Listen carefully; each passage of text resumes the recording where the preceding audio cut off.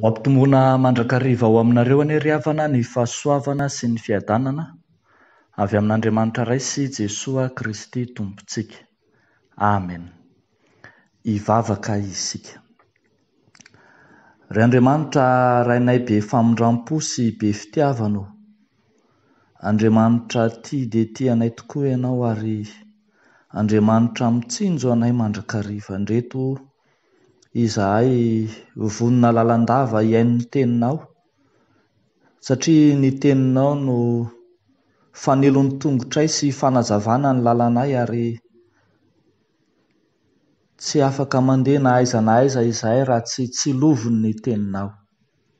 Amin'ity anio ity dia misaotra anao indray izahay mbola vonona hampahiry anay amin'ny alalan'ny teninao. Koa ambarao aminay mazava ny sitraponao, amin'ny anaran'i Jesosy Kristy Tomponay. Amen. Ny mofinainao antsika anio talata 7 volana Desambra taona 2022 dia izay hitantsika eo amin'ny Romanina 2:2, andininy 7 hatramin'ny 5:10. Romanina 2:2, andininy 7 hatramin'ny 5:10. Vakiana amin'ny anaran'ny Tompo manao hoe: ahoana ary izay notadiavin'i Israely dia tsy azony, fa ny voafidy ihany no mahazo izany.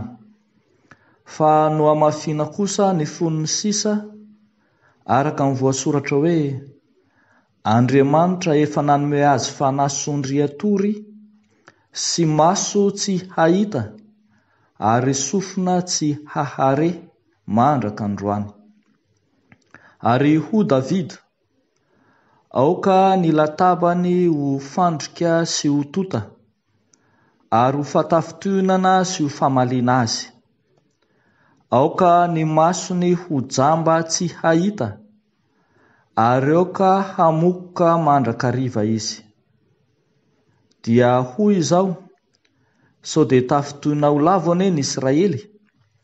Sanatria izany, fa ny fatafitohinany no nahatonga famonjena ho an'ny jentilisa mba hampialona azy.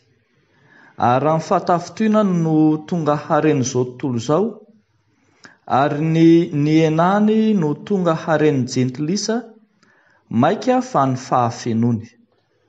Fa ianareo jentilisa no itenenako, koa satria apôstôlon'ny jentilisa aho, dia mankalaza ny fanompoko raha mba misy hahazoko mampialona ireo mifanapatsinay amiko, mba hamonjeko ny sasany aminy.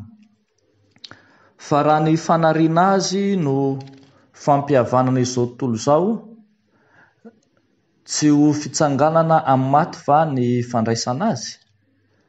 Ray masino, manamasinana anay amin'ny fahamarinana, ny teninao no fahamarinana. Amen. Revako malala ao amin'ny Tompo, foto-kevitra teolojika manambara fotom-pinoana kristianina, manambara ny fotom-pinoana momba ny famonjena no resahan'ity mofinaina antsika androany ity. Eto dia ambara fa tsy arian'Andriamanitra ny Israely izay nofidiny, kanefa vonjeny ny jentilisa. Tsy arian'Andriamanitra ny Israely izay nofidiny, nefa vonjeny ny jentilisa. Izay no azo amintinana ity mofinainantsika ity. Andeha jerentsika tsiraray izany. Voalohany, tsy fon'Andriamanitra Israely izay nofidiny.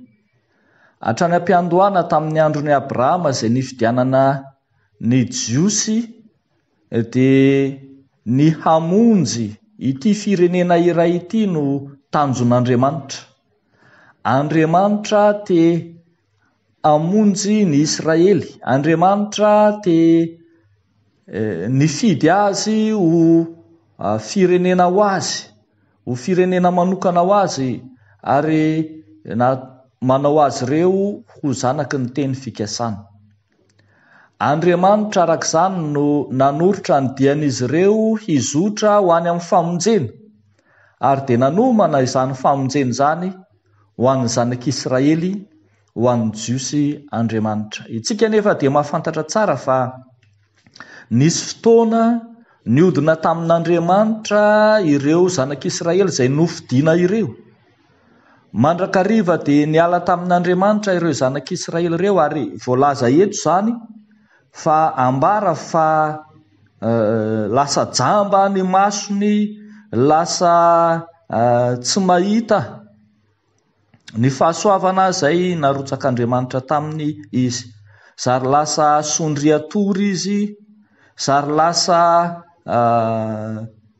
tsy mahare ny sofiny, ka lavitra ny famonjena. Na eo ary anefa izany rehetra izany dia ambara an'Andriamanitra fa mbola manangana ny sisa amin'ny taranak'Israely izy handova ny famonjena ao aminy. Ary izany raha teo no soratan'ny apôstôly Paoly eto amin'ity mofonaina ity, fa na dia niodina aza ny zanak'Israely, na dia nanajamba ny masony sy ny fony aza ny zanak'Israely, dia mbola izy sisa avy amin'ny taranak'Israely izay tian'Andriamanitra ho vonjena mandrakariva.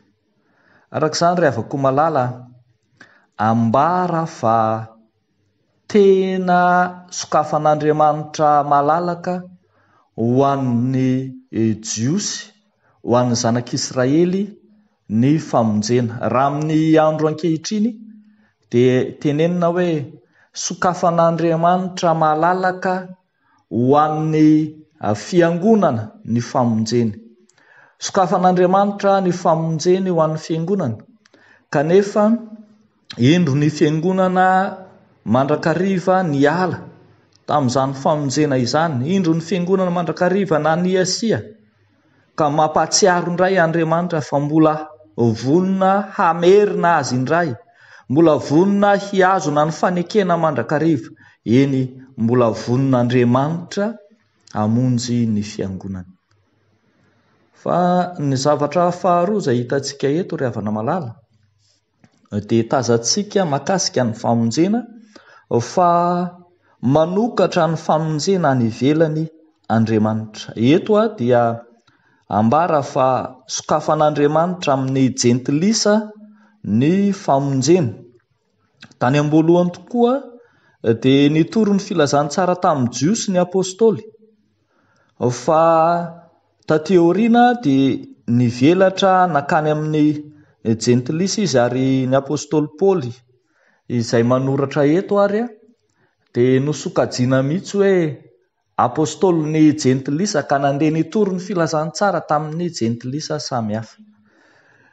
Ambara arak'izany fa manana anjara amin'ny famonjen'Andriamanitra ny olona rehetra. Andriamanitra tsy mizatavan'olona, Andriamanitra tsy manavakavaka, Andriamanitra fa tiany olona rehetra ho vonjena. Ka dia ambara eto aza fa dia ny fahatafituinana amin'ny jiosy dia tonga harena amin'ny jentilisa, tonga famonjena any amin'ny jentilisa, mitondra ny famonjena any amin'ny varavaran'ny jentilisa ny fahatafituinan'ny jiosy raha ny voalaza eto. Ry havako malala ao amin'ny tompo, hitantsika taratra amin'izany fa fitiavana mivelatra kokoa, fitiavana sy famondram-po manana hadiry mahenika izao tontolo izao ny famondram-pon'Andriamanitra. Tsy voafetra ho an'ny jiosy ihany ny famonjena, fa ho an'ny izao tontolo izao koa. Arak'izany dia ambara koa fa tsy ho an'ny fiangonana ihany ny famonjena, fa ho an'izao rehetra izao. Jesosy Kristy tompo tamin'izy tonga tetỳ ambonin'ny tany dia nilaza mazava fa tsy ny finaritra no mila mpanao fanafody, fa ny marary. Ary efa tonga ny zanak'olona hoy izy hitady sy hamonjy ny very. Anjaran'ny fiangonana arak'izany no mandray ireo rehetra manana hetaheta mila vonjy sy midodododo any amin'ny fiangonana na iza na iza. Anjaran'ny fiangonana ny mandray tsara ireny heverina ho tsipino na heverina ho any ivelany na heverina ho mpanota, heverina ho jentilisa ireny rehefa tonga mamonjy ny tranon'Andriamanitra izy mba ho raisina amin'ny fitiavana. Andriamanitra mitondra azy ho vonjena mantsy no mitondra azy ireny sy mitarika azy ireny hamonjy ny tranon'Andriamanitra. Arak'izany dia tsy anjarantsika velively no manilika na manosibon-tanana na manavakavaka na ihany koa mandahatsy idiran'izy ireny amin'ny tranon'Andriamanitra. Manana zo vonjena tahaka antsika fiangonana ihany koa ny jentilisa sy izay heverintsika fa mpanota indrindra aza, satria ho amin'izany indrindra no nahatongavan'i Jesosy tetỳ ambonin'ny tany.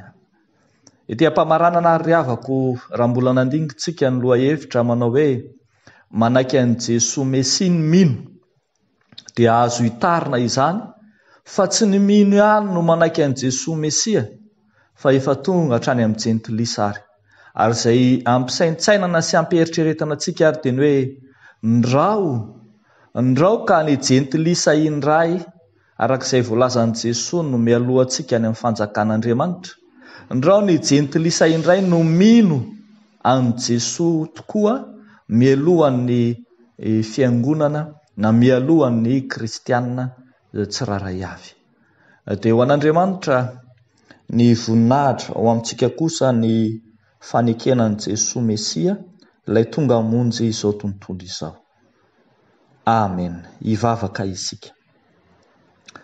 Ry Andriamanitra rainay amin'ny alalan'i Jesosy Kristy zokinay io. Andriamanitra lehibe sy mahatalanjona ianao. Andriamanitra tsy voafetra ny fisainan'olombelona ianao. Andriamanitra manana planina manokana momba ny famonjena ianao. Fa indro ny teny fikasana dia ho an'izay rehetra lavitra na iza ny tsonoray ho ao aminao. Misaotra anao Tompo fa nosokafanao ny sainay hivelatra ho amin'izao tontolo izao momba ny famonjenao. Misaotra anao Jesosy fa tsapanay marina tokoa izao fa momba anay ianao. Ankehitriny dia apetrakay ampelantananao ny fiainanay, ny fiainan'ny fiangonana ho amin'ny fibebahana marina tsy mitanila ary ihany koa ho amin'ny famonjena marina tokoa. Vavaka izahay mba hanana toe-po, toe-tsaina, toe-panahy mendrika ny filazantsara-nao, tsy hanilika izay manatona anao, tsy hanafotoina ny hafa, nefa ihany koa ho vonona handray ny famonjenao. Ataonay sy angatahanay amin'ny anaran'i Jesosy Kristy izany vavaka izany. Ho anao ny dera sy ny laza ny voninahitra. Amen.